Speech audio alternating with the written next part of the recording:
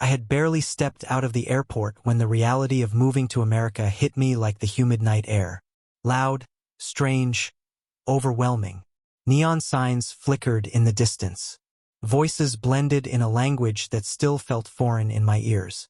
And the wheeled suitcase dragging behind me suddenly seemed heavier than ever. That's when I saw the yellow taxi waiting at the curb, its sign glowing against the dark sky. I hurried over, desperate to get away from the chaos of the terminal. The door opened with a creak and I slid into the back seat, clutching my bag like a lifeline. Then I saw her. Sophia wasn't what I expected. Not the tired, indifferent driver I imagined, but a woman in her 40s, strikingly beautiful, with wavy light brown hair falling around her shoulders. A leather jacket hugged her figure, and when her eyes flicked up to the rearview mirror, they caught me with a spark that felt anything but professional. "Hot?" she asked, her voice low with a faint accent I couldn't place. "Yes." I nodded quickly, handing her the crumpled address I had printed. The car pulled into motion, the glow of street lamps sliding across her face as she drove. For a while, silence filled the space, broken only by the hum of the engine. I leaned back, telling myself to relax, but something about her presence refused to let me. Every so often, she glanced at me through the mirror longer than necessary, as if she was studying me. Finally, as we stopped at a red light, she turned her head slightly, her eyes catching mine. And then, in a whisper meant only for me, she said, "Want to come with me?" The words froze me. My breath caught in my throat. I thought I misheard, but the small curve of her lips told me I hadn't. It wasn't a joke. It wasn't random. It was deliberate. My voice cracked and I cleared my throat. "Did you just?" She smiled faintly, eyes back on the road as the light turned green. "You heard me." My chest tightened. A dozen thoughts clashed inside me. She was a stranger. I had just landed in a new country. Nothing about this was safe. And yet, the way she said it, the way her voice lingered on those words, it felt like she had seen right through me. Like she knew exactly how lost I was, how much I craved direction, even if it came from someone dangerous. I gripped the strap of my bag, knuckles white. "Why me?" I asked finally. Her laugh was quiet, almost teasing. "Because you look like you'd say yes." The city blurred by outside, neon lights bleeding into the wet asphalt. Inside the taxi, the air grew thick, charged. I could feel my heartbeat pounding in my ears.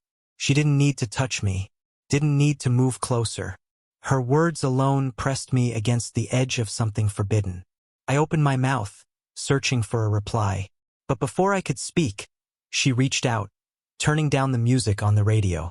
Her hand lingered on the dial, graceful, deliberate. Then she tilted her head just enough so I could see the way her lips curved into a slow smile. "You'll figure it out," she murmured. I stared at her, unable to tear my gaze away. For a moment, it felt like we were the only two people in the world. No airport, no new life waiting, just the quiet pull of her question still hanging in the air. The taxi turned sharply and my stomach dropped when I realized we weren't heading toward my hotel. The further we drove, the clearer it became. I wasn't heading to the hotel. Neon signs gave way to smaller streets, the chaos of the airport fading behind us. My pulse quickened with every turn. I should have said something, demanded she take me where I asked. But I didn't, couldn't. The car slowed in front of a small bar tucked between dark storefronts. Its neon sign flickered in red and blue, casting shadows across the wet pavement. Sophia shifted the car into park, then turned her head, meeting my eyes in the rearview mirror.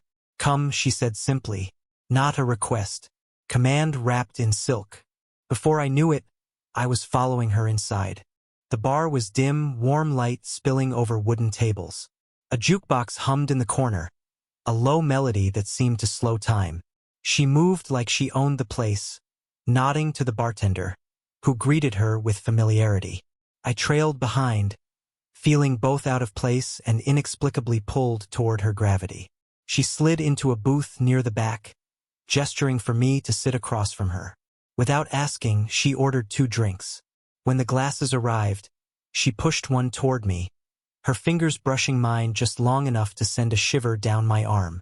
"You look tense," she said, swirling the amber liquid in her glass. "I just landed in this country, and now I don't even know where I am." Her smile was faint, knowing exactly. "That's why you're perfect." The words unsettled me. I gripped my glass tighter, trying to mask the heat rising in my chest. She leaned forward, elbows on the table, her gaze locking me in place. "You're wondering why I brought you here," she whispered. "Yes," I admitted. "Because the hotel would have been too easy," her lips curved. "And I don't like easy." The room seemed to shrink, every sound fading except for her voice. I felt the air between us thick and heavy with something I didn't dare name. She reached for her drink, but instead of lifting it, she dragged her finger along the rim of the glass slowly, deliberately, eyes never leaving mine. The gesture was simple, but it carried weight, almost too much weight. I swallowed hard. "This doesn't make sense." "Does it have to?" she countered softly. Her hand drifted across the table, stopping just short of mine. She didn't touch me. She didn't need to. The space between our fingers burned with the possibility. "You can leave now," she said quietly, almost daring me. "Walk out the door. Find your safe hotel. Forget this ever happened." She leaned in closer, her eyes glinting in the dim light. "Or you can see where this goes." My heart hammered so hard it almost hurt. Her perfume, subtle, intoxicating, wrapped around me. I knew if I moved even an inch closer, I'd fall into something I couldn't undo. She finally leaned back as if sparing me and reached into her jacket pocket. When her hand returned, she was holding a small silver key. She placed it on the table between us, her fingertip pressing it into the wood as if sealing a promise. "If you trust me," she whispered, "use this tomorrow." The silence that followed was deafening. The jukebox kept playing. The bartender kept pouring drinks. But in that moment, the whole bar faded away. It was just her, the key, and the dangerous pull. Couldn't fight. She smiled slow and certain, then rose from the booth. "I'll drive you to your hotel now," she said. "Think carefully tonight." As I slid out behind her, the key still burning in my palm, I realized something terrifying. I already knew my answer.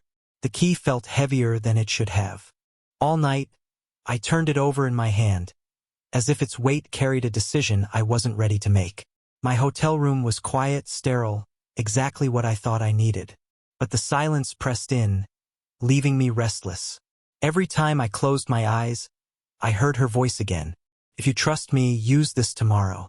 By evening, I found myself outside the address, scribbled on a slip of paper she had tucked into my palm along with the key. I told myself I was only curious, only checking, but my feet didn't turn back. The building was older, brick with ivy climbing its walls, glowing warmly under the street lights. My hand trembled as I slid the key into the lock. The door clicked open, and with it, something inside me shifted. Sophia was waiting. The moment I stepped inside, I saw her leaning casually against the doorway to the living room. No jacket this time, just a simple silk blouse, dark jeans, her hair loose around her shoulders. But it wasn't the clothes. It was the way she looked at me, as if she already knew what choice I had made long before I did. "You came," she said softly, almost amused. "I wasn't sure I would." Her smile deepened. "Yes, you were."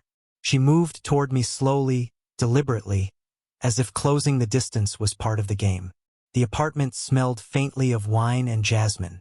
A record played low in the background, its crackle adding to the warmth of the dim light. On the table sat 2 glasses, half filled with red wine. She picked one up and held it out to me, her fingers brushing mine as I accepted it. The touch was fleeting, but my pulse slept anyway. "You're nervous," she said, tilting her head. "Wouldn't you be?" I asked, trying to mask the shake in my voice. Her eyes glinted. "I'm the one in control." "Why would I be nervous?" She sipped from her glass, then set it down, stepping closer until she was just inches away. I could feel the heat radiating from her. She didn't touch me. She didn't have to. The tension was already unbearable.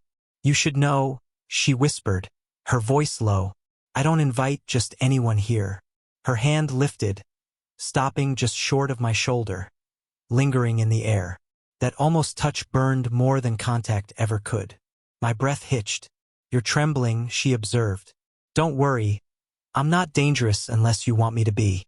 The room seemed to shrink. I was caught in her orbit, unable to move, unable to speak. Every part of me screamed that this was reckless, wrong, and yet I didn't want it to stop. Finally, her fingers grazed my sleeve, a touch so light it was almost imagined. She leaned closer, her lips hovering near my ear. "You can still leave," she murmured. "No shame in that, but if you stay, you'll never look at me the same way again." Her words coiled around me like smoke, impossible to escape. I could feel the warmth of her breath against my skin, the steady rhythm of her presence pressing me toward a choice I wasn't ready to make. I swallowed hard, forcing out a whisper. "I'm still here." She pulled back just enough to meet my eyes. For a long moment we stayed locked like that, a storm building in silence. Then, without a word, she smiled. A slow, knowing curve of her lips that told me I had just crossed a line I couldn't return from. The night in her apartment unfolded like a dream I wasn't sure I should be having. The record kept spinning low and steady, filling the silence between us with a rhythm that seemed to echo the beat of my heart. The wine glass was warm in my hand, but it was her gaze, the way she watched me, unblinking, that burned hotter.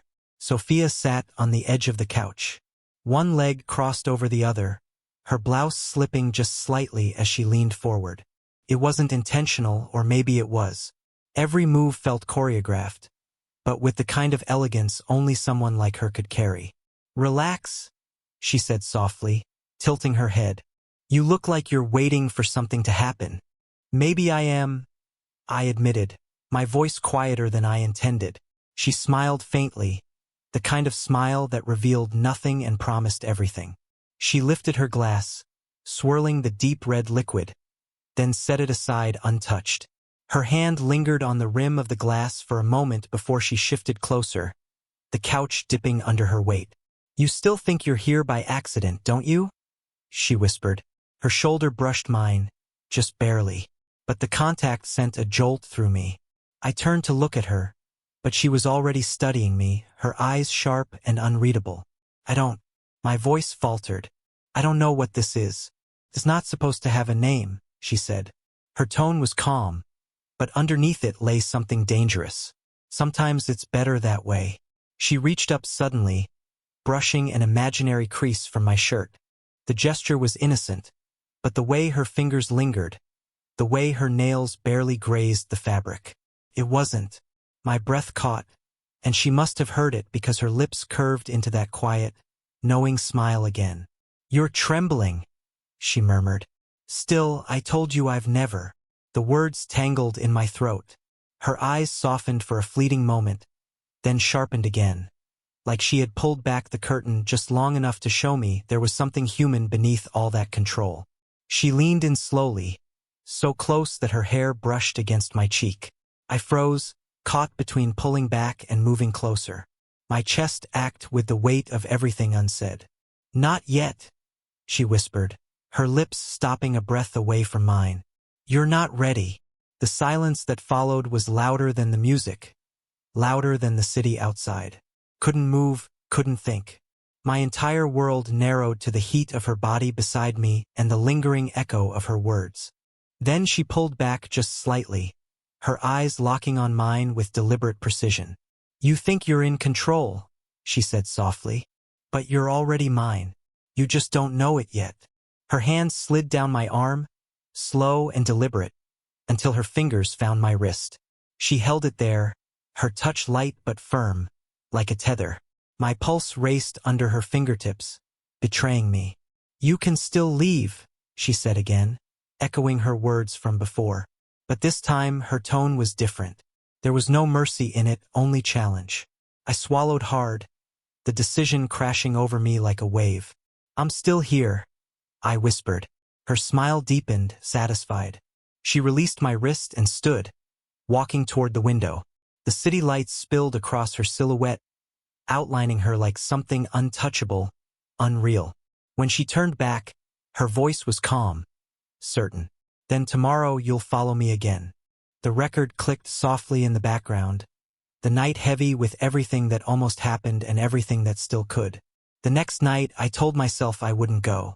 I told myself I'd stay in my hotel room, close the curtains, and forget her voice, her eyes, the way she almost touched me, but didn't. But when the clock struck 10, I was already waiting outside the same building, the silver key in my hand. I never had to use it. The door opened before I could knock. Sophia stood there, framed by the dim light of the hallway, her hair falling loose around her shoulders. No jacket this time, no careful armor, just a fitted black dress, simple and devastating. She leaned against the door frame, studying me as if I were both a question and an answer she already knew. "You came back," she said softly, not surprised, certain. "I couldn't stay away," I admitted. Her smile was slow, deliberate. She stepped aside, letting me in. The air inside was warmer than the night, scented faintly with wine and jasmine again. A record played softly, the same one as before, as if the needle had never left its groove. She poured 2 glasses of wine, setting one in front of me without a word. Then she sat across the table, her eyes never leaving mine. For a long moment, neither of us spoke. The silence itself was dangerous. Finally, she leaned forward, elbows on the table, her voice low from the moment you got into my taxi. "You stopped being free." The words made my chest tighten. Maybe freedom was overrated. Her laugh was soft, but there was no humor in it. She reached across the table, her hand brushing mine, lingering just long enough to make my pulse stumble. "You understand now," she whispered. "This isn't a game." I nodded, unable to look away. The weight of her presence pressed down on me. Intoxicating, terrifying. I knew I should have pulled back. But instead, I leaned closer, drawn by something I couldn't resist. Her lips parted slightly, her breath warm against mine, the distance between us shrinking to nothing. And then, just when I thought it would happen, she pulled back, smiling with that maddening control. "Not yet," she said, echoing the night before. "But soon, and when it happens, there's no going back." She rose from the table, circling slowly until she stood behind me. Her fingers brushed my shoulder, trailing down my arm until they found my wrist again, feeling the frantic pulse beneath my skin. "You're trembling," she murmured. "Still. And I like it." I closed my eyes, caught in the storm of her words, her touch, her presence. Every instinct screamed that I had gone too far. But another voice louder, hungrier, told me I had only just begun. Then she leaned close, her lips at my ear. "Tomorrow, midnight, I'll pick you up. No questions, no hesitations." My breath caught, but I didn't answer. I didn't need to. She already knew. When I opened my eyes again, she was at the door, holding it open, waiting for me to leave. Not asking, expecting. I stepped out into the night, the key still burning in my hand. The city lights blurred around me, my heart racing. I knew one thing with terrifying clarity. Whatever tomorrow brought, I wouldn't be able to stop.